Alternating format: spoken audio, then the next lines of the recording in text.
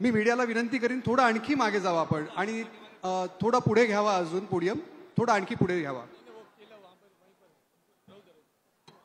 यानंतर महाराष्ट्राचे उपमुख्यमंत्री तसंच अर्थमंत्री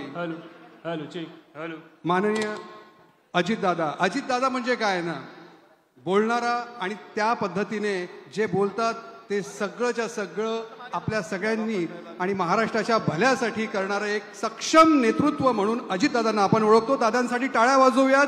माननीय महाराष्ट्राचे उपमुख्यमंत्री अजितदादा पवार.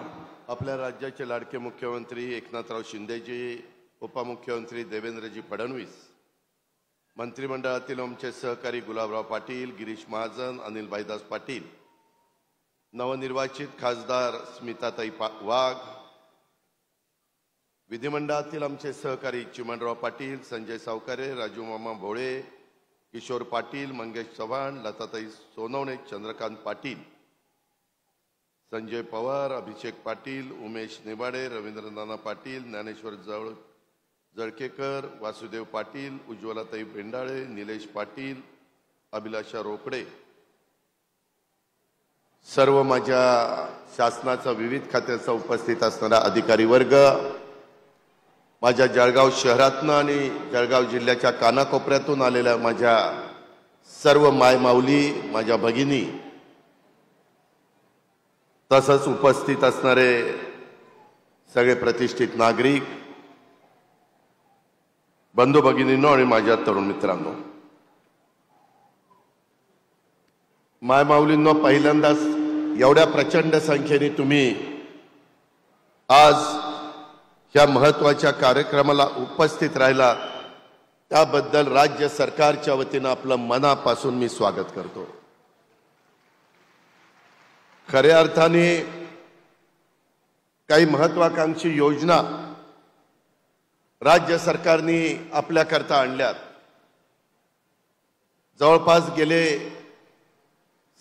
2.25 वर्ष राज्याचे मुख्यमंत्री म्हणून महायुतीचा सरकारचा कारभार एकनाथराव शिंदेंच्या नेतृत्वाखाली चाललेला आहे. निवडणुका येत असतात, निवडणुका जात असतात. सरकार म्हणून काम करत असताना आपण काय केलं पाहिजे, गरिबाच्या करता आपण काय करू शकतो, महिलांच्या करता काय करू शकतो, मुलींच्या करता काय करू शकतो, युवा युवतींच्या करता काय करू शकतो, माझ्या शेतकरी बळीराजा करता काय करू शकतो, आणि हाच विचार आम्ही यावेळेस महायुतीचा अर्थसंकल्प सादर करत असताना केला. विरोधक त्याच्यावर टीका टिप्पणी करतात, मला त्याच्याशी काही घेणं देणं नाहीये. मायमाऊलींनो, मला तुम्हाला आणि तुमच्या मार्फत महाराष्ट्राच्या तमाम जनतेला सांगायचंय, स्टेजवर बसलेले देवेंद्र फडणवीस 5 वर्ष मुख्यमंत्री होते. मी पण अनेक वर्ष ह्या राज्याचा अर्थमंत्री म्हणून काम केलेलं आहे. राज्याचे एक सिनियर मंत्री आणि नंतर मुख्यमंत्री म्हणून एकनाथराव शिंदेंना पण खूप मोठा दांडगा अनुभव आहे. योजना करत असताना मायमाऊलींनो कुठंही काहीतरी निवडणुका डोळ्यासमोर ठेवून अशा प्रकारच्या योजना आणलेल्या नाही. बऱ्याच घटकांशी आम्ही बोललो, गोरगरीब महिलांशी आम्ही बोललो, त्यांचे प्रश्न समजून घेतले. आणि आमच्या शेतामध्ये खुरपणीला जाणारी माझी महिला, कुठं धुणं भांडी करणारी महिला, कुठं काचा गोळा करणारी महिला, कचरा गोळा करणारी महिला, झाडू पोतना करणारी महिला, अनेक क्षेत्रामध्ये महिला काम करत असतात, परंतु त्यांचं उत्पन्न कमी असतं. 2.5 लाखाच्या आतमध्ये असणाऱ्या उत्पन्नाला महिलांना आपण मदत केली पाहिजे, अशा प्रकारची भूमिका आम्ही घेतली. आणि जुलै कालच्यापासून आपण त्यांना 1500 रुपये देण्याचा निर्णय घेतला. बाकीच्या बाबतीमध्ये मुख्यमंत्री आणि इतर मान्यवर सांगतील, मी त्या खोलात जात नाही. परंतु मायमाऊलींनो, आत्ताच्या सरकारची मुदत संपेपर्यंत साधारण 7,500 रुपये तुम्हाला 5 महिन्याचे मिळतील. आणि पुढं 5 वर्ष तुम्ही हिशोब केला तर 60 महिन्याचे 90,000 रुपये एकेका महिलांना मिळणार आहेत. ही गोष्ट आपण सगळ्यांनी लक्षात घ्या. परंतु त्याच्याकरता काही भूमिका तुम्हाला घ्यावी लागेल. लोकसभेच्या निवडणुका झाल्यानंतर विधानसभेच्या काही राज्यांच्या निवडणुका ऑक्टोबर एंडला लागणार आहेत. विरोधक या योजनेला विरोध करत होते. अर्थसंकल्प सादर करत असताना त्यांनी विरोध केला. ते म्हणाले निधी कुठून आणणार. मायमाऊलींनो, महाराष्ट्रातल्या जनतेवर निधी आणत असताना तुमचं माझं राज्याचं उत्पन्न देशामध्ये सगळ्यात चांगलं आहे. जीएसटी जास्त गोळा होतो. स्थूल उत्पन्न आपलं 43 लाख कोटीपेक्षा जास्त आहे. या सगळ्याचा साकल्याने विचार करून जी गाईडलाईन ठरवून दिलेली आहे आरबीआयनी किंवा केंद्र सरकारने, त्याच्या बाहेर यत्किंचितही न जाता कुठेही माझ्या मायमाऊलीला त्रास न होता, सुरुवातीला थोडा त्रास झाला, अजून पण कदाचित होतोय. ऑनलाईन फॉर्म भरत असताना इंग्लिश भरायचा, मराठी भरायचा, काय करायचं काय नाही, नवी कुठली सुरुवात करत असताना थोडासा त्रास होतो. कृपया आपण गैरसमज करून घेऊ नका. परंतु आता बराचसा त्रास कमी करण्यात आलेला आहे. जसं जसं आम्हाला तक्रारी येत आहेत तशी दुरुस्ती आम्ही सातत्याने त्याच्यामध्ये करतोय आणि हे आम्हाला तुम्हाला पुढे कायम चालू ठेवायचं आहे. गरिबांच्या मुलींना शिकण्याच्या करता कॉलेजचं शिक्षण घ्यायला पैसे नसतात. गरिबांच्या मुलींना हे मगाशी जे सांगितलं 7 योजना आणल्यात, त्या गरीब माणूस केंद्रबिंदू मानून या योजना आणण्याचा प्रयत्न केलेला आहे. आम्हाला तुम्हाला सगळ्यांचं मायमाऊलींचं सबलीकरण करायचंय, सक्षमीकरण करायचंय. त्यांना इतके दिवस मान सन्मान प्रतिष्ठा प्राप्त करून देण्याचं काम आम्ही केलं. त्यांना निर्णय प्रक्रियेमध्ये आम्ही घेतलं.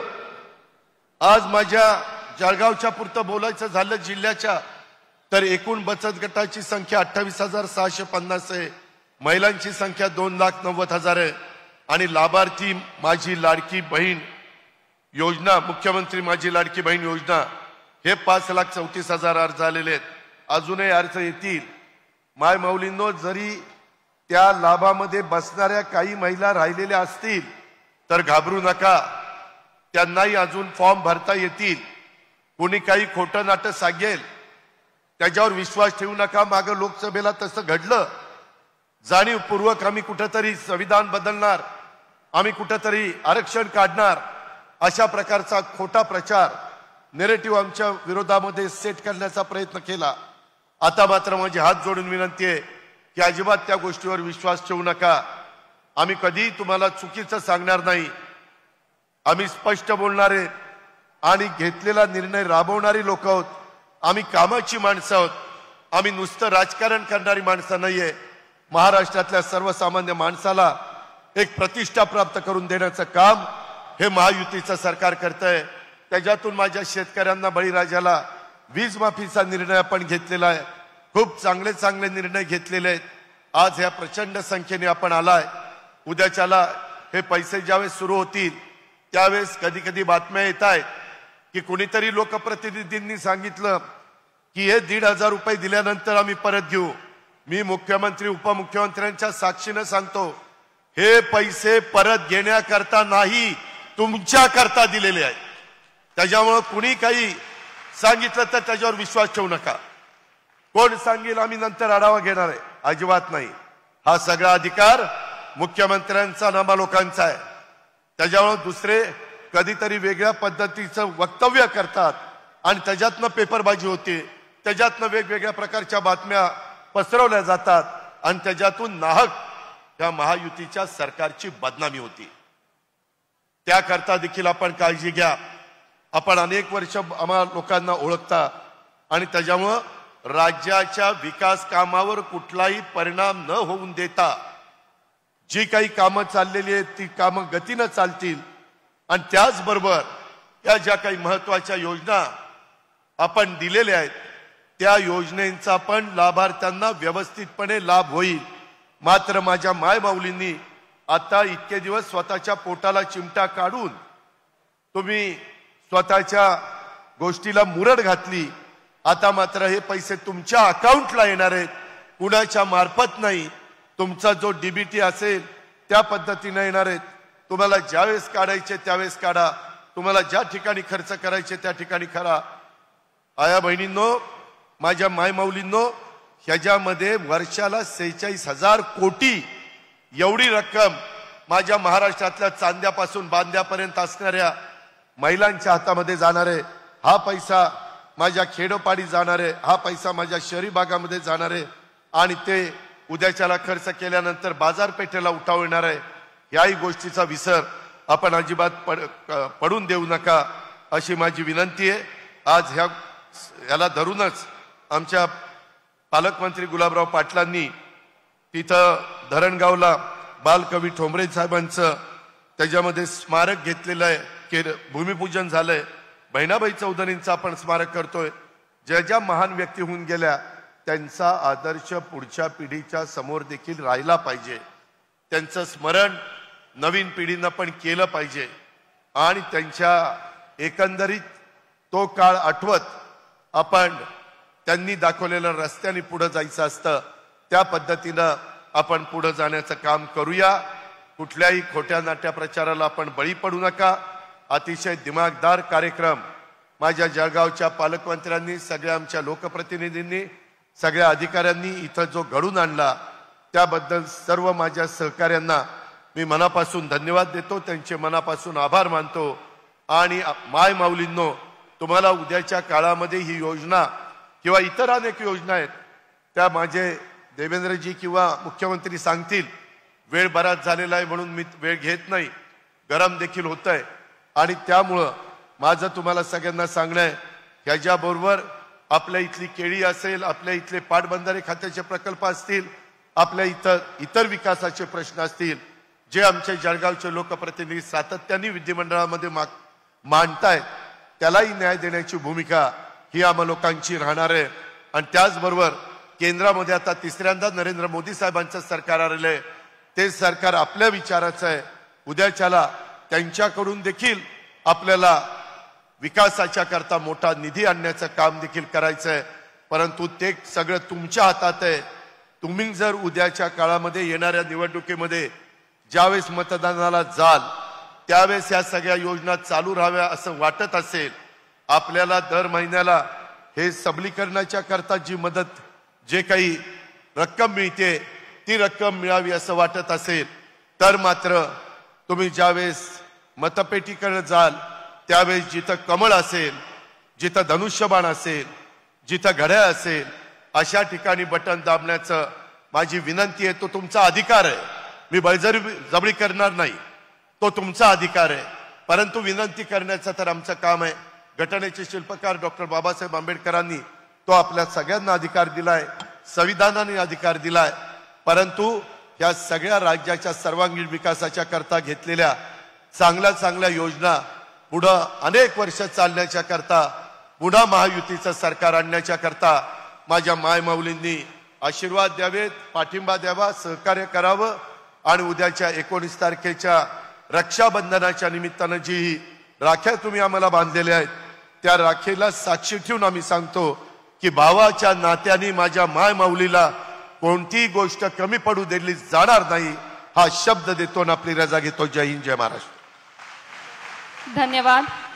महाराष्ट्र राज्याचे कार्यदक्ष उपमुख्यमंत्री माननीय अजितदादा पवार यांनी आत्ताच आपल्याशी संवाद साधला आहे.